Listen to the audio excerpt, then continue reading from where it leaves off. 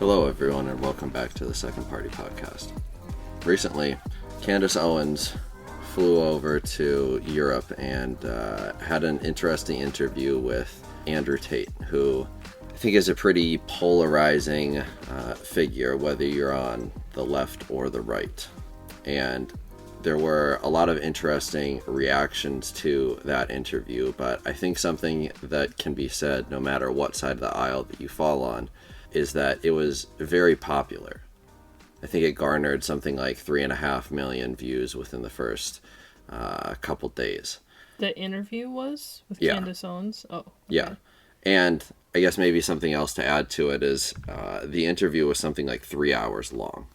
So that many views, I mean, maybe people aren't necessarily listening to the entire thing. Wait, did she fly to... Sorry, I'm not up to speed on all the Andrew Tate stuff. I mean, I'm not terribly up to speed on it either, but... Did she have to fly to Europe because he, can't come to the U.S. or something? Yeah. Yeah. Is he actually, not allowed to come to the U.S.? What is the deal? My understanding is that he's basically on house arrest at the moment. In Romania? I believe so, yes. All right, continue. Okay. So regardless, I mean, I think that he's this very prolific figure. I mean, we can talk about exactly how... Prolific? It's an interesting choice of words. I don't think prolific has a positive or a negative connotation with it, does it? Present in large numbers or quantities. Plentiful. Of an artist, author, or composer, producing many works. Of a sports player, high scoring. I don't know, I feel like prolific kind of is a positive word in my mind. Okay, fine. He's a...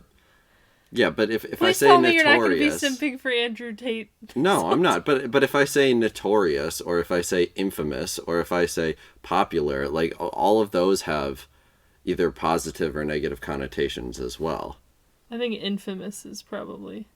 Yeah, but that has fair. a negative connotation. Are you not trying to have a negative connotation? I'm not trying to have a negative or a positive connotation with it. Because I think that detracts from the overall point. Okay. Well known. Okay, yes. He is a well-known, often discussed figure. Yes. Okay. I think that something similar can be said about Donald Trump and Jordan Peterson. And I think that all of these people, while stemming from various backgrounds and having come on the scene in very different ways, point to a particular problem that we have. I think there was this kind of time period when Jordan Peterson got particularly popular. And then there was a time period where Donald Trump did and Andrew Tate. And it kind of feels like we're awaiting the next individual in this, I don't know, lineage of popularity, of people who end up being discussed heavily in the culture. And I think all of these individuals have a similarity in that they come out and they say some truthful things that are not politically correct, and then they speak to an overlooked group of people, and they have a message for that group of people. So in the case of Jordan Peterson, he's coming out, he's saying what I think are relatively basic things about trans issues and about free speech.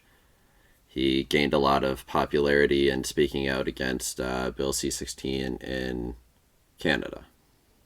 And then it's kind of morphed into him talking and speaking to particularly young men about how it is that they ought to put their lives together.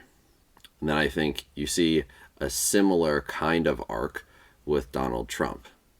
He comes out and he says some, I think, relatively true things about politics in general and about the media, right? He says things like, the media is, kind of manipulating you, and that they're telling these lies, and that there's a bunch of corruption in politics, right? And then he speaks to the, I would say, maybe like everyday worker, and says, hey, we're going to bring jobs back to America. And disproportionately, those types of jobs and those types of workers that he's speaking to are filled by men, right? He's talking about like manufacturing jobs. He's talking about trucking jobs. Yeah. Well, and Jordan Peterson's audience is largely male also. Yeah. And I think it's a little bit more of maybe a different kind of crowd than Donald Trump, obviously. Well, certainly. Yeah, it's definitely a different crowd. Andrew Tate is kind of the pendulum swing reactionary flip side to radical feminism that, the past couple decades there's been a lot of talk about that. Yeah, and I mean, you kind of alluded to it a bit there, but I think Andrew Tate then comes on the scene and he says some true things about like radical feminism, and he says to young impressionable men, like, here are some things that you ought to do. Here are things that you ought to strive after. Here are things that people having as many women as possible. Sorry, I do not like Andrew Tate. I'm not a fan of his either. I know. I'm not saying you are. It's just I have a hard time being. Well, maybe you'll begin to him. appreciate my point in a second then. Okay. Okay. And I guess part of what I would maybe contend is that what you see here is, and maybe there was someone before Jordan Peterson who I'm not like Ben well Shapiro aware of. was really big before. Yeah, he was but a big like. That was more. It was more to like a more political crowd, maybe. I don't think it was particularly directed at men, whereas I think the three aforementioned individuals are. I wouldn't say necessarily that all of their audience is intentionally targeted at men, but I do think that the things that they're talking about are targeted at men, and in particular, like everyday men. And I think what I would contend is there is a problem that has been created by all of the things that were mentioned before that these individuals are speaking out against. Media, third wave feminism, pushing trans issues and the denigration of the family, all of these things. And you start out with someone who, I think at least, is very reasonable and I think pretty well spoken, and who I think is able to have a nuanced conversation about something in Jordan Peterson. And then, right, it's kind of like he's coming in, he's saying to the other side, hey, there are a bunch of problems here. Let me propose a bit of a solution. And then he is rejected by the other side. And then the next person comes on the scene. And I think that's kind of like Donald Trump. And he goes, hey, I'm seeing a bunch of these issues. We should change some of these things. And the other side, again, rejects it. But now we've degraded in the eloquence of speech, in the precision of the language. We've degraded in the message as well. We've kind of supercharged things and lost some of that nuance. And then he's rejected again. And then I think iteration 3, you're seeing an Andrew Tate. It's again, another step in that we've, in my opinion, decreased in precision of speech. We've lost certain characteristics, but it's speaking to the same types of individuals about the same types of general issues. I don't know about that last thing you just said. I don't know that Andrew Tate is speaking to the same types of individuals as Donald Trump and or Jordan Peterson. I feel like it's a very different kind of new online niche of like the red pill community kind of thing. Like I understand it's like an extreme subset of, like, if you want to call it conservatism, or maybe more extreme conservatism, or like republicanism. But I think it's like a subset. Like, I don't know that audience is really overlapping a lot with, like, Jordan Peterson, say. I think that all three of these individuals are approaching things from a slightly different perspective, but I do think that they're targeting the same types of crowds. They are targeting people who are, their messages target people who are slightly conservative and who tend to be on the younger side. And all three of Donald these... Trump, though? Yeah, yes. Younger side? I thought it was all the boomers who are all No. Donald Trump. No. Every single... Okay, so here's why I don't think that that's true at all. A bunch of my grandparents are kind of like these soft conservatives, right? Like, they'll vote for, like, Mitt Romney, right? Because they're on board with, like, his taxes stuff. They didn't vote for Trump. Okay, that's anecdotal. A bunch of young people came out and voted for Trump. A bunch of various races in comparison to previous Republicans came out and voted for Trump. And it was a much younger demographic compared to other Republicans in the past. Okay. I don't know that I'm wholly convinced about that. I would probably have to look at the statistics, but I can accept the premise. Okay. And I think another interesting thing with all of these individuals is that up until recently, I would say, all of them would have called themselves more liberal. And I think it's for that reason, similar to a bit of what we talked about on our last podcast with the outsider effect, I think it's for that reason that they're more liberal, that they have the ability to come in and at least diagnose the problem correctly. I think that's something that all three individuals have in common. I think all three... Do you think Andrew Tate is more liberal? What do you mean by that? I mean, if you look back at some of the things that he has said previously on the maybe more political front, I think it's likely that he would have voted for a more soft, a like more libertarian? soft, like libertarian or Democrat who's a little bit like not super socialistic, but more like middle of the road. Liberal? Yeah, I think all of these individuals tended to be more liberal up until somewhat recently. And I think, yeah, because recently I think the definitions of liberal and conservative have been shifting. That's certainly part of it. And I think it's for that reason that all three individuals correctly diagnose the problem. What problem? The problem with men? Like, men's issues in our society? Yeah, so, I mean, that's a good question, and I want to talk about that a little bit further. What is the problem that all three of these people are kind of, pointing to and revolving around? They're trying to address maybe some better than others. Yeah. You're going to have a hard time in getting potentially me to say degrading ways. Positive things about Andrew Tate. Okay. I'm not a big fan of him. You're not even a small fan of him, are you? Yes, I'm not a small not a fan of either. Please I'm not a fan you're of not him. A fan of him. But I do think that he correctly diagnoses some problems. Sure. And I think broken clocks right twice a day, right? Sure, yeah.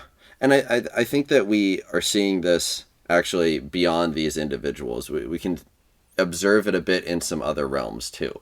We can observe it in the popularity of rap, of hip-hop, of things like basketball and the UFC. That's like a more extreme example of like the kind of new school hustle grind culture And with I would contend, this is maybe a little bit more of a stretch though, with rocketry and the desire for people to go to Mars and to get up to the moon again, and some of these larger scale initiatives. And I think all of these are getting more popular, despite many of their opposites being promoted. So the hustle grind, like workout culture on one hand, but then you also have people pushing fat acceptance on the other hand, right? You've got rap music that seems to be continuously growing, and then on the other hand, you have these people talking about, like, oh, don't hold the door open for women because like that isn't female empowering. Like, most rap songs are the exact opposite of female empowerment. Yes. Well, yeah, just the culture's gotten very polarized. Like, I think that's how we can describe the past couple decades, is just everything has... It's like everything has gotten more extreme in both directions. Yeah. And the, like, nuanced middle ground is becoming more and more fuzzy. Yeah. Yeah, I agree. And I think that's true across all of these areas. While they may seem kind of unrelated, I think they're more intertwined than people see on the surface. And maybe part of this is because, I'm coming at this from a particular perspective.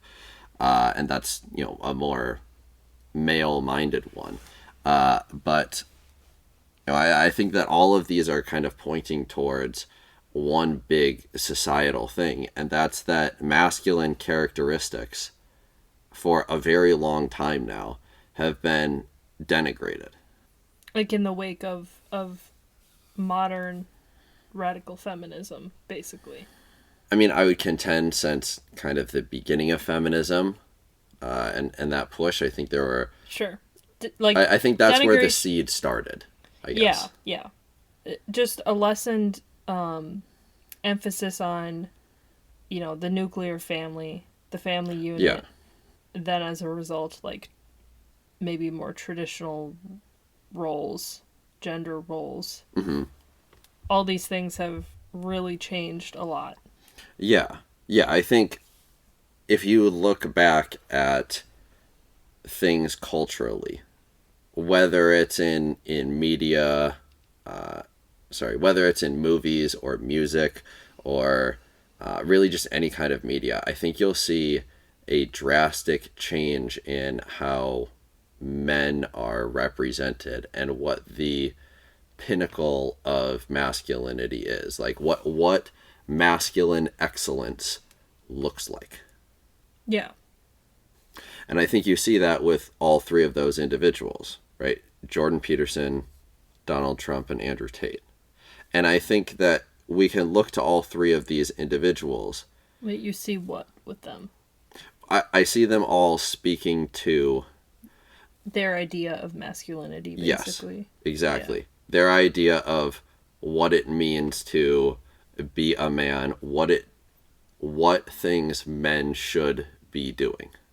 And their prescriptions and their backgrounds inform how they address that.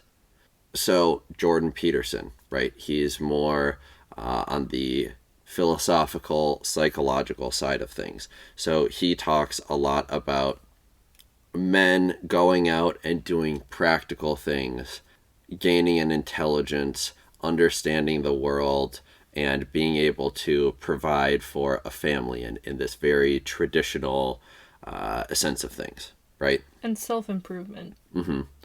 And then you look at Donald Trump, and he's saying to these families, these working men, he's saying, your jobs were taken away from you.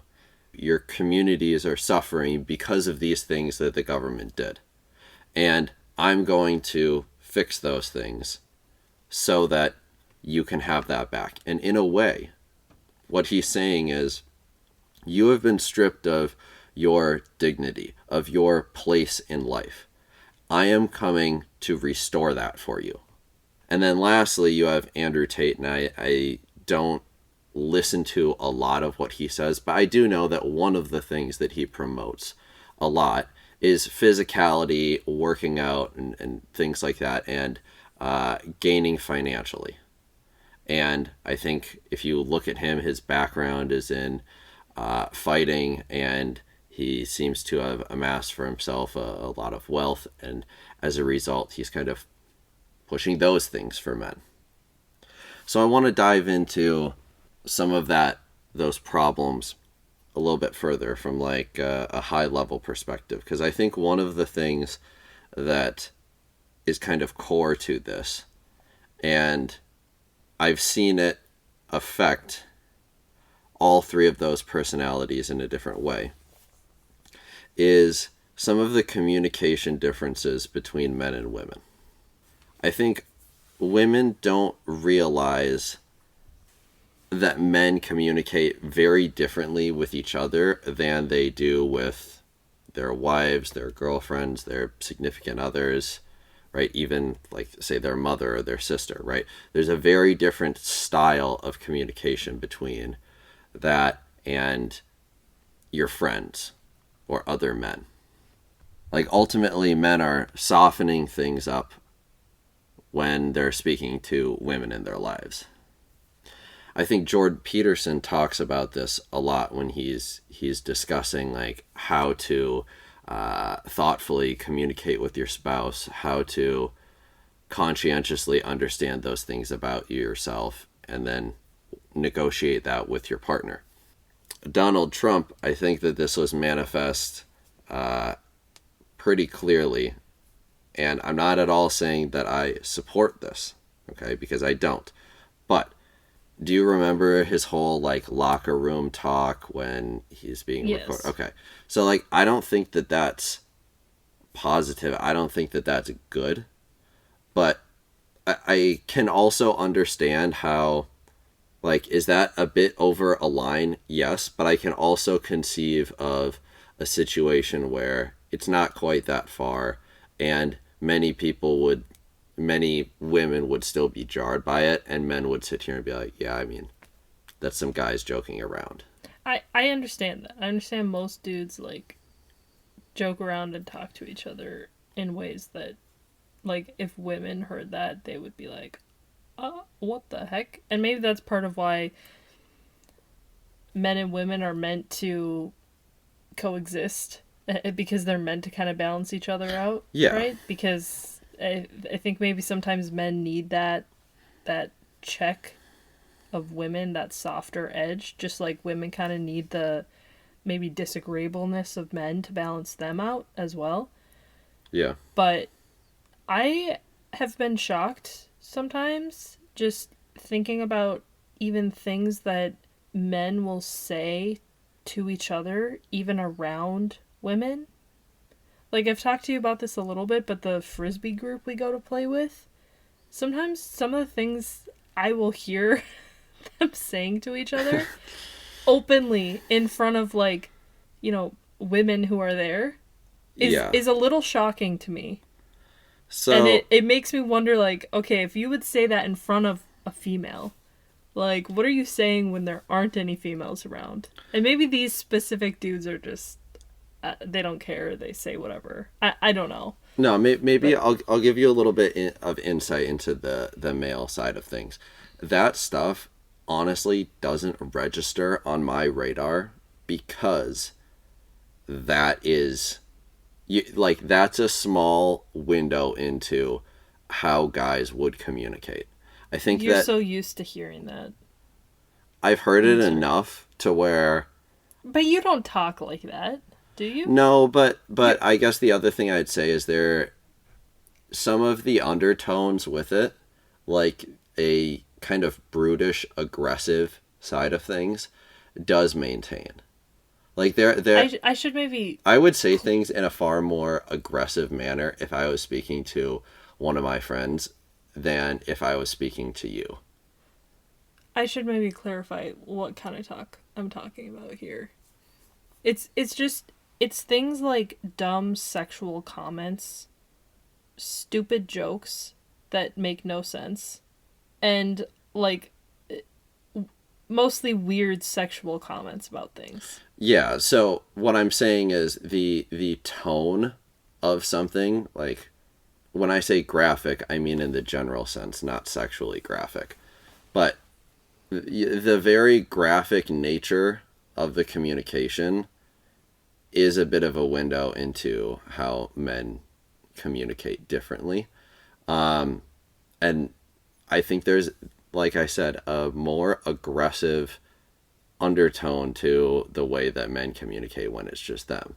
Like I have said to my friends, like, kind of roasting them if they say something stupid, like, that is one of the dumbest things I have ever heard in my entire existence. You should be completely ashamed of having ever uttered those words. And then we're both just laughing. But if I had said that to, like, you in the tone that I did to something that you actually cared about too, like, you would have been very hurt by the manner of speech. But because I'm tight with this other dude, we both know that I'm just joking around. Then he'll, kind of have a zinger back.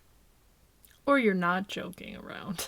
Well, I mean, there is a level of joking. Like, yeah, I don't think it's literally the worst idea I've ever heard, and I'm not that passionate about it. But also, it is a dumb idea. Thing. Yeah.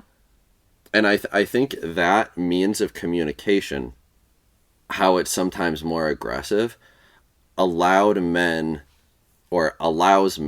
to resolve conflicts verbally without turning something into a physical altercation and without leaving a problem to brew. But the second What do you mean without turning things? Men are far more likely to engage in physical confrontations than women. Yeah. What do you mean it allows men to do that without physical altercations? Sure, okay. It sounded like you were saying where women do have physical altercations, but men don't because of how they communicate. No. What I mean by that is there are instances where if men are with just other men, something can be resolved with, let's say, more harsh words without quite getting physical. If we remove the ability to use, let's say, more harsh words, then things will sooner get physical. Okay. I'm not totally understanding what you're saying. I'll try and make it more concrete, okay? So, sometimes you'll see men, they get into a heated debate or discussion, and some dude will swear at the other dude. If it were just men, that might be permissible verbally, and then I could fire back verbally. If there's a woman around, it gets physical, though?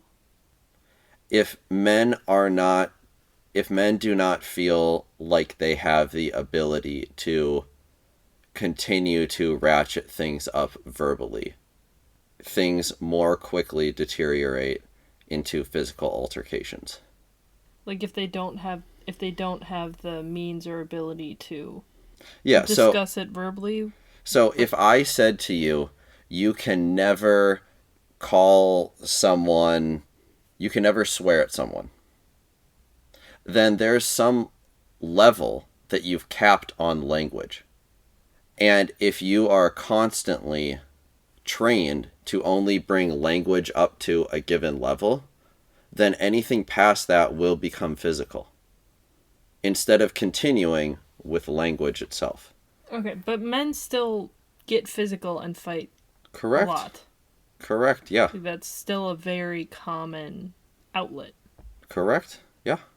But you're saying it's less common than it would be if men were not allowed that kind of social banter? If and men aggressiveness with each other and how they communicate? Yeah, if we went back in time and you allowed for more banter, as you put it, the degree of physical altercation would go down. Okay, maybe. I want to be clear too. I'm not necessarily saying that like the male style of communication is better or worse. Like you said, men and women are here to balance each other out.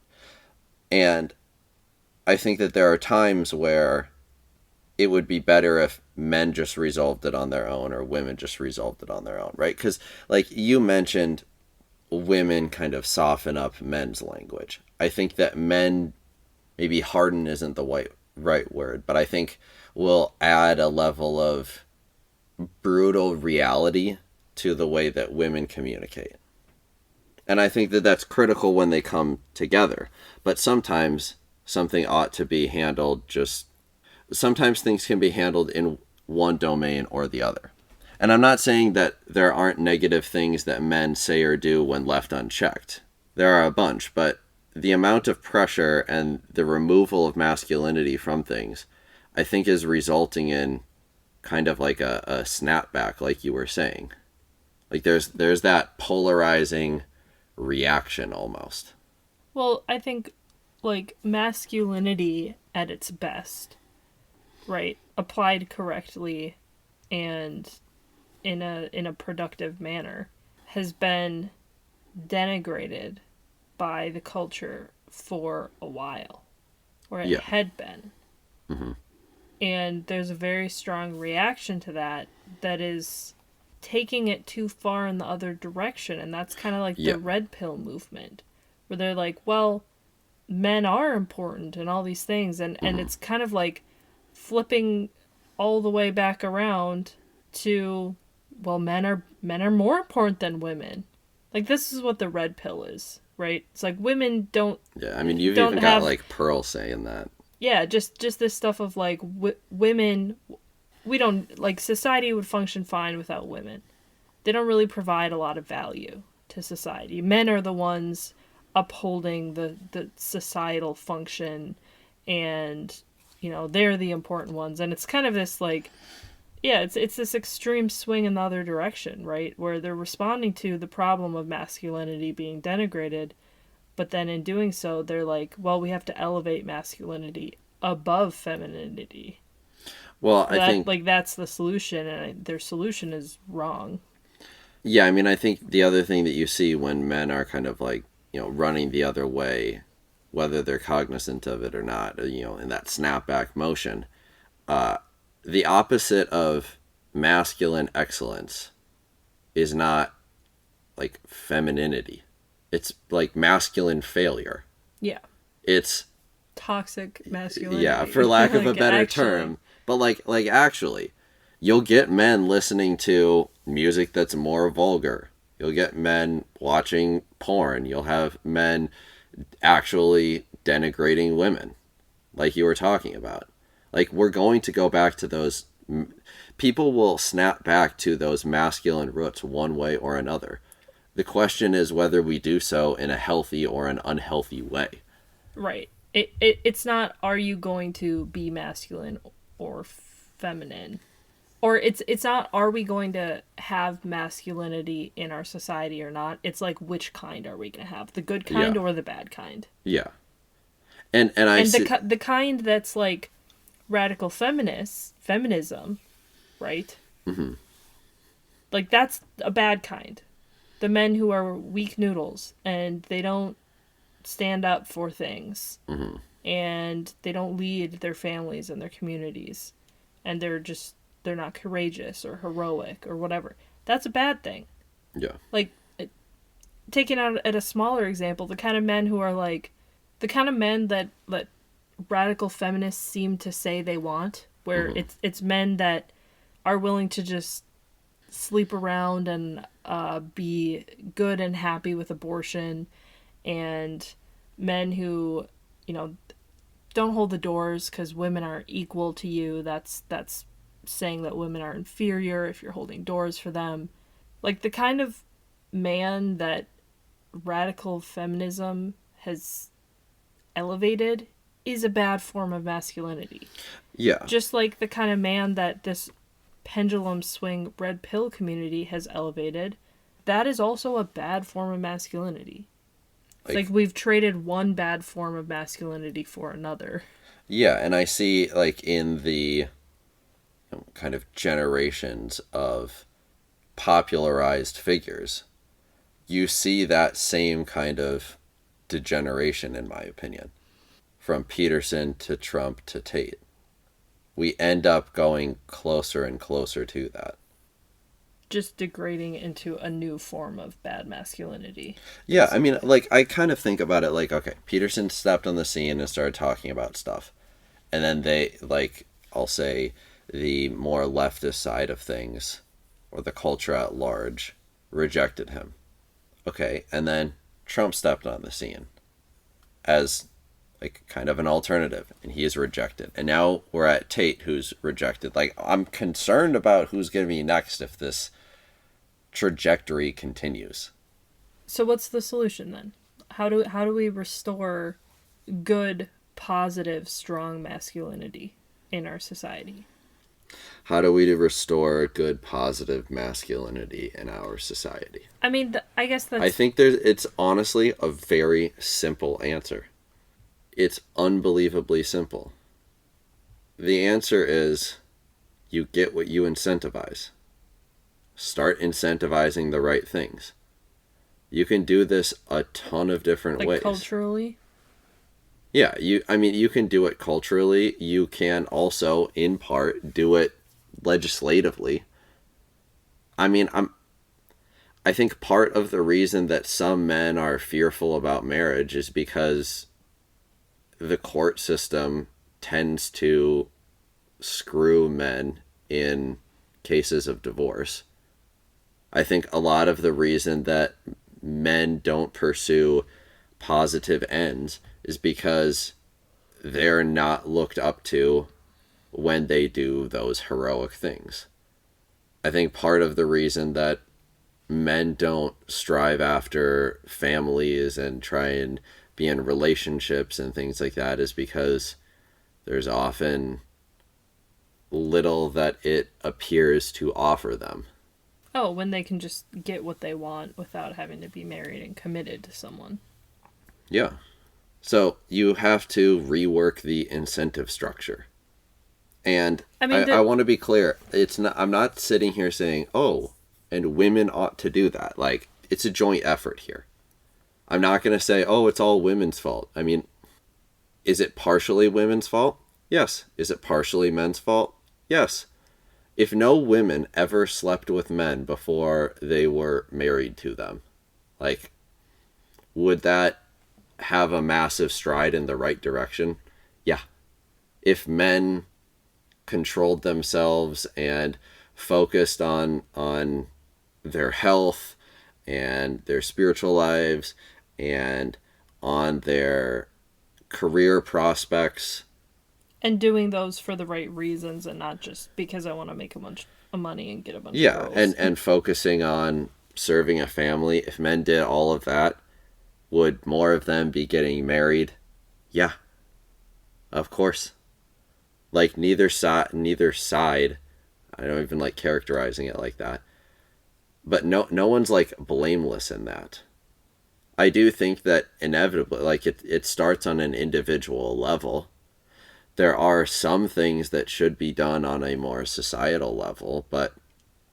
I mean, I do think all of this is also correlated with a decline in religion. I mean, especially in America and, like, the Western world, right? The past 50 years or whatever. I think that's correlated for sure.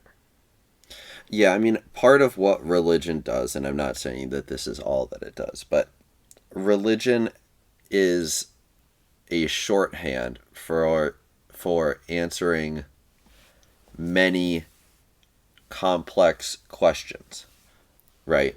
Like, this is actually one of the benefits of just saying, oh, well, we will run our house in a traditional manner. The benefit to that is that the roles are very clear.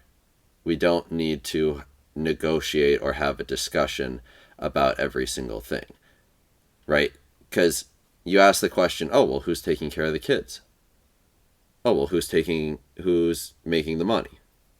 Oh, who's going to handle the yard work? Who's going to handle the dishes? Like, these are obvious answers. They're set up. It's like you're picking a default.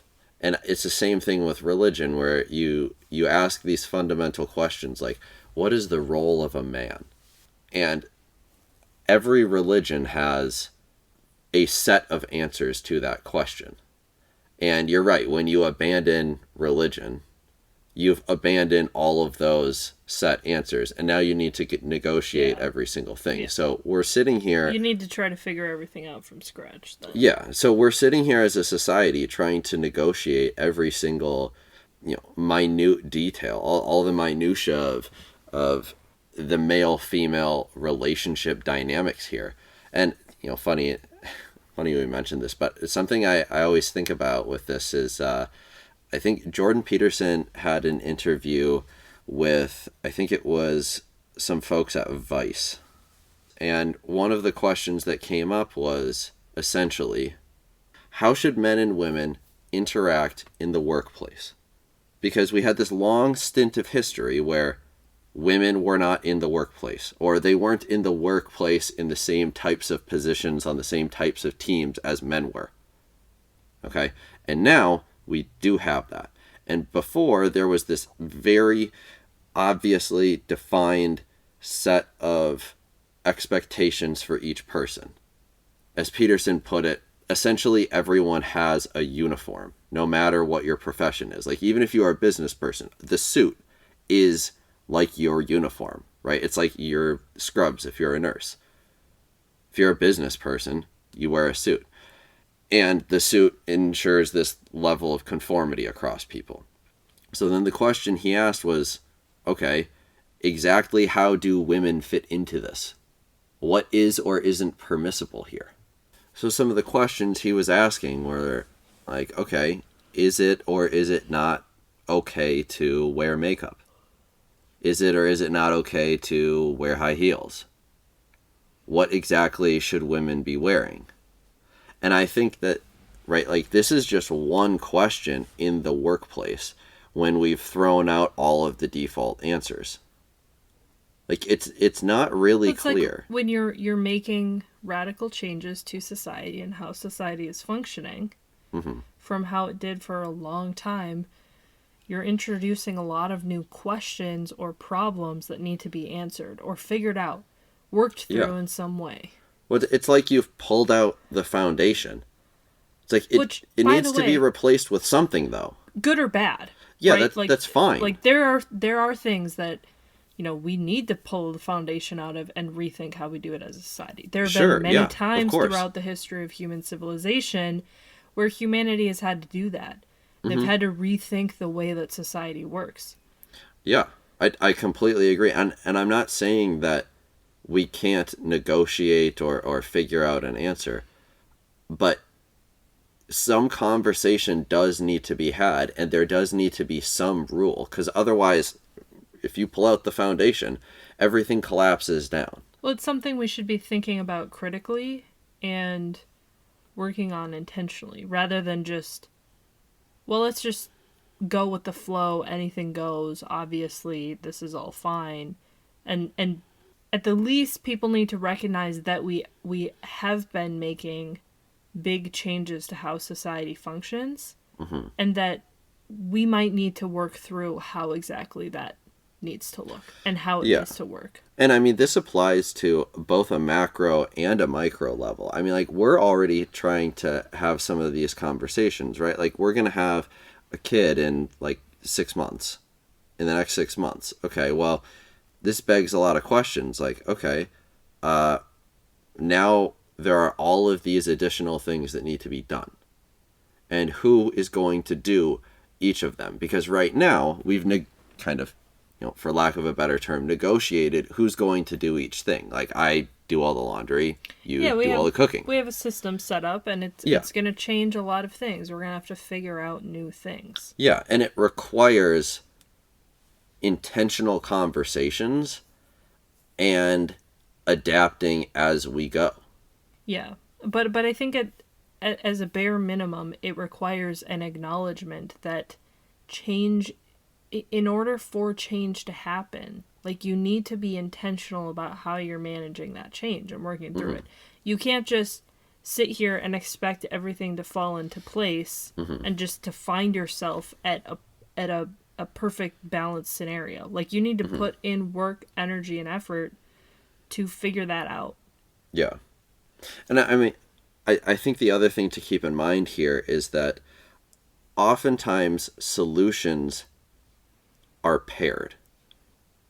And we've talked about this a bit before, but like, let's say, for instance, that we are, negotiating who's going to be at home with the kids versus out making money, right? One solution may be, well, I go make all the money and you stay at home and do everything with the kids. And another solution may be, you go make all the money and I stay at home with the kids. Okay? But this is a paired solution, and you can't do half of one and half of another.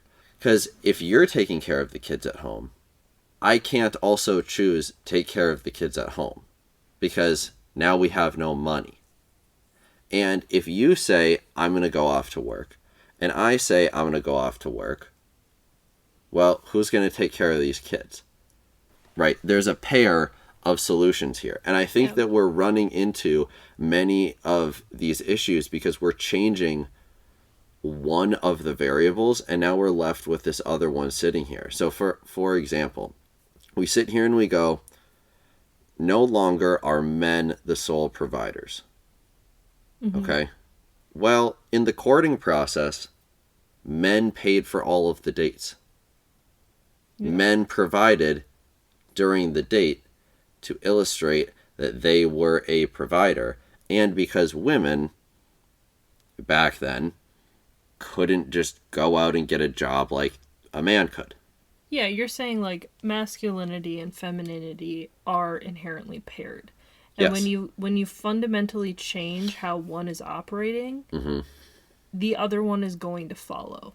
And you can't just be trying to make radical changes to one and expect the other not to be affected also. Yeah. Like it has to be some kind of paired solution. They have to be working together. Yeah. It's a dance. Like, if you move backward, I need to move forward. And vice versa. If we both try and move forward, we collide. If we both move backward, we're no longer holding hands. And I think too often, we're trying to have one side change something with no effects to the other side. And that's not something that's reasonable because they're paired. And we need to be working together, right? It shouldn't be masculinity versus femininity. If there's a problem with one, there's probably a problem with the other too. There's a problem with both right now. Well, yeah, there's a problem with both, and anytime there has been a problem, I think there's a problem with both.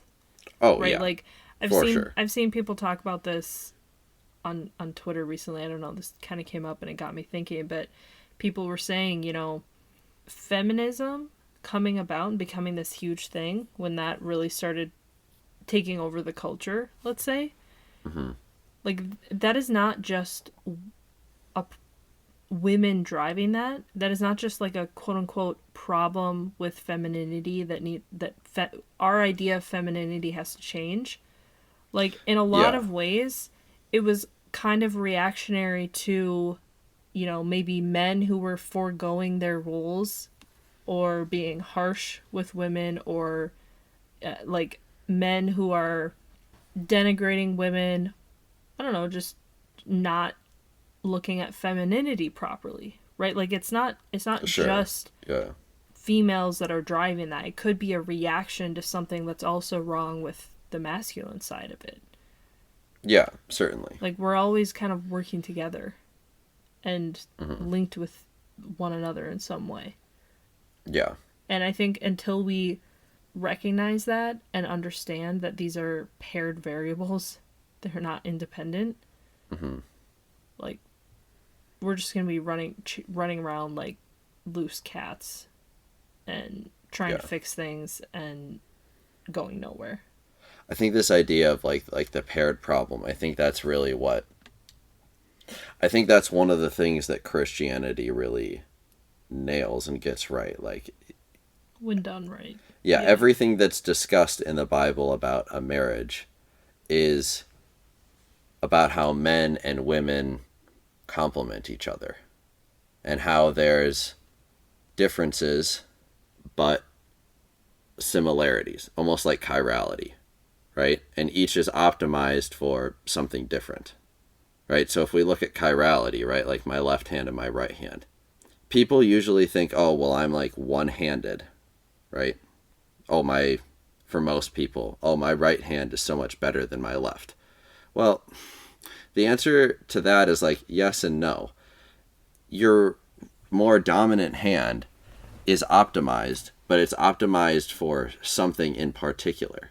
Your left hand happens to be optimized for something different. So usually your dominant hand is optimized for like fine finesse, right? So if I'm cutting something, my right hand is on the saw, and it's on the saw so that it can keep the saw in the correct place so that I cut a consistent line. But my left hand isn't left over here doing nothing. My left hand is holding whatever I'm trying to cut sturdy in a steady place. And when you try and switch it up, and your left hand, if you're right hand dominant, and your left hand's trying to cut something, the problem in part is your left hand trying to cut something. But I don't know about you, I oftentimes observe there's also a problem with my right hand trying to hold it. Neither are optimized for the task. There are different optimizations, and both are necessary. And I think that we need to get back to an understanding that men and women are engaged in this paired relationship, in these paired roles. It's like cutting something or like a dance. We need to be working together. And while there are similarities, there are also differences. And we need to embrace the beauty in those differences and be able to negotiate things as a society. I think the biggest thing is actually beginning to engage in some of those discussions. Because I think if we don't, we're going to continue to see these popular individuals degrade, and our ideas of both femininity and masculinity similarly degrade. Well, with that, it's getting late. But recently, I was talking with my wife about different holidays, about what we think should or shouldn't remain as a holiday. And in our search for a good Christian holiday that isn't celebrated, one of the things that was brought up by my wife was Pentecost. We were talking about some of the different ways that we could celebrate it in a unique way. And I think something that would be really cool to do in order to kind of symbolically celebrate Pentecost would be like if we had the holiday centered around gathering with church communities. So it's not necessarily something where you do the normal go see your family with these obligatory dinners. No, we're getting together with a church community, and it's kind of like a potluck. So everyone brings something and we meet in a communal space, like maybe outside. And I think that this would really symbolize the unity in the church at that time and the gathering of believers together. And one way that you could kind of celebrate in this more symbolic way is I think it would be so cool to incorporate the Japanese kind of paper lanterns going up into the sky. And I think that would kind of call back to the Holy Spirit's fire coming on all of the believers and then kind of rising up in that uniting way. The rising fire, and then you'd have like a bonfire where you're cooking stuff with the group of believers, and it would be this very fire-centered holiday. And I think that would be a really cool way of celebrating it, and it would be a great time of year. In addition to bringing people together with their church communities, which I think is something that's highly critical for church communities, especially nowadays in the wake of some of the COVID stuff with people feeling distant. But that's just what I've been musing about recently. If you have any thoughts on men and women or some of these polarizing personalities, we'd love to hear from you. Feel free to send us an email at secondpartypodcast@gmail.com.